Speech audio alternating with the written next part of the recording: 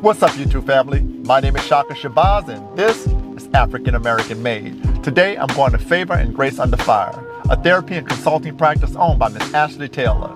And the amiable Miss Ashlea has invited me to her practice to gain insight into the dynamics of family and couples therapy. We'll talk about the methods she employed to help families build or rebuild relationships and how she became an entrepreneur in the mental health field. After what I deem as a very special mastermind session, I intend to gain valuable tools to help me improve the relationships in my life as I myself travel a path of healing and understanding. So, be open-minded, get ready to dig deep, because today we're going to seek favor and grace under fire. What can go right in therapy so that my clients, when they're done with therapy, they even sit differently. Their whole self-worth, self-esteem, confidence, the way that they talk, the way that they present themselves is completely different. The anxiety is gone. And when I say anxiety, I mean worrying about the future. Depression is worrying about the past or being just stuck on the past. When clients are done with therapy, they should be fully immersed in the present. Okay? So, like I said, they just have a different sense of confidence. When therapy goes right in trauma therapy, they're no longer emotionally burdened by whatever situation happened. It could have been a car accident. It could have been a molestation. They're no longer embarrassed by it. It's no longer this monkey on their back, per se. When it comes to couples therapy, you have a couple who can successfully listen and listen without getting defensive. They can listen with grace, and then they can also communicate. And they also understand that taking the time outside of everybody else, work, school, kids, all the things, to communicate with each other and create a clear understanding of the expectations going forward, that would be a great time for that couple to discharge from couples therapy. When they can identify that they need time together, communicate effectively, and actually create a solution that both people in the couple feel meets both of their needs. Family therapy, when it goes right, everybody in the family feels comfortable being themselves. They feel acknowledged. They feel like their roles are valued, and they feel like they have a voice in the trajectory of how the family is moving. So what are some of the tools that you use in your therapy when counseling others? Yeah, so with all of my clients, I always do the 5-minute personality test, which is just very simple, straight to the point, because one, it helps me understand who my client is better in less time. Two, the clients are amazed that a simple test can read them so well, and it puts words to the way that they're feeling, which is really cool. A lot of people do not have words to the fact that they may be a perfectionist, or they may be overcautious, or they may be attracted to more fun and excitable things. It helps people identify a lot more about them. Then I teach people sensory invoking coping skills, which are coping skills based off of the 5 senses. Why are these so important? Because your brain is developed in the first 5 years of life.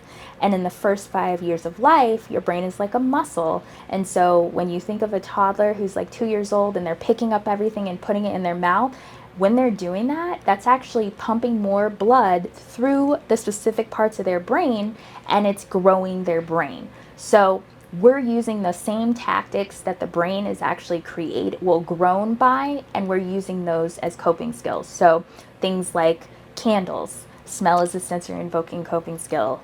Touch is huge for a lot of people. So furry blankets, fidgets and stuff like I have on my desk. Some people love animals because it's touch, things like that. So I teach my clients sensory invoking coping skills because I want them to be able to understand how they can control their emotions by literally calming down their nervous system. So if you're feeling anxious, I want you to go ahead and, pick up your dog, pet your dog, or get a furry blanket, or put on some good smells, or put on some wonderful music or rain sounds, So I teach them that. And then, depending on what their goals are, if they're coming for trauma therapy, we'll start prepping for EMDR, which is literally, once again, a therapy technique used to eradicate trauma by allowing the client to reprocess through the traumatic situation without all of the emotional disturbance. And then I also do, different things depending on my client and, what else comes up. But those are usually the key things that I do with my clients. Okay, that sounds very, that's a lot. Yeah. I prefer the lava lamp myself. When you look at an individual who has a substance abuse problem, it doesn't only affect them, it affects the whole entire family. And this is why we have institutions like the Betty Ford Center that has separate sides where they'll take in the individual who, specifically has the addiction to substances, and then they also have a whole other program for the family, right?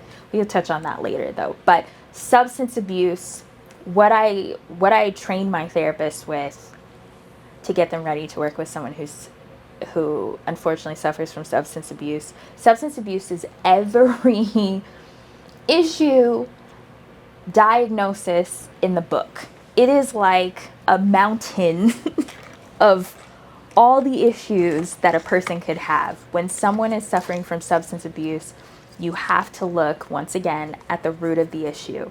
And what I mean by that is they could have trauma from being sexually assaulted, and then their parents were on drugs, so they experienced environments that they shouldn't have been in. They were neglected. They maybe didn't have food for days.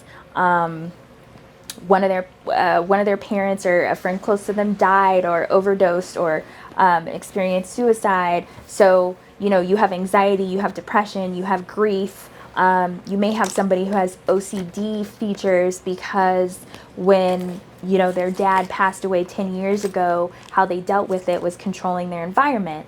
You may have somebody who has a family history of bipolar disorder, and that may be the root of their substance abuse because they love when they're manic, but they hate when they're depressed. So they try to compensate that with uppers and downers, So my whole point is, with substance abuse, if you don't treat the root, the person will continue using substances. So if you have a partner that comes in with a substance abuse problem, and people get really upset about this, so this is a good question. When you have a partner that comes in with a substance abuse problem, you really can't treat the couple, because as marriage and family therapists, when you come in as a couple or as a family, our client is the whole family and the whole couple. We can't treat the whole family and the whole couple when we have this one glaring issue that's so dysfunctional. The couple and the family are not going to move. So the way that I explain it to people is like, your family's a car. Each person brings a tire to the family. You have 4 tires. You have one person with substance abuse. They're basically carrying 2 flat, old, no treaded tires, and you're bringing that car into my office and asking me to make it move. I can't make that move. I gotta have this person and their 2 tires go to the shop, go to rehab, or whatever level of treatment the assessment says they need, deal with all that, and then once they come back, they're clear enough that we can work on the couple or the family. But substance abuse is a very long process. The person has to be willing, and then on top of that, you have to treat all of the trauma that was created by the substance abuse that is now in the family. So the kids seeing you on substances, the kids seeing you fighting, or you're not even present, whatever the case may be. I call substance abuse honestly kind of like the cancer of mental health, because it just erodes through every part of the person's life and affects everybody else involved. So how do families or couples typically deal with that bit of information that you have to give them that basically, if I understand you correctly, can't really help you right now unless you have your partner or your family member deal with this elsewhere? Yeah, so we're trained. We deal with it very delicately. We try, and sometimes it still doesn't go over, right? Because people we're in a microwave society right now. So people want a quick fix and they want it when they want it and they don't want to feel emotion, right? And so what I'm telling them is not solving the problem for them right now at all, except saying there is a solution. You're just not going to get it right now. It's going to require more specialized work and it's going to require you guys to do it individually. Yeah, people aren't always happy about that. And sometimes they don't come back. But I'll tell you, most of the time, even if they don't come back to us, they'll end up going somewhere else, getting the same answer, and then hopefully eventually, they'll decide, or the individual who's suffering from substance abuse will hit their bottom and go ahead and go into recovery or rehab or whatever you want to say. But no, some people aren't happy because it's like you're being given new information that was not the answer that you wanted, right? It's the same thing with couples therapy. Sometimes we can't move forward in couples therapy because every single thing we're doing, we get hit upside the head with one person's major trauma or major attachment issues, and the therapist has to make a choice. We can sit here and do couples therapy when really we're doing individual therapy with this one person because we can't move the couple without fixing this problem.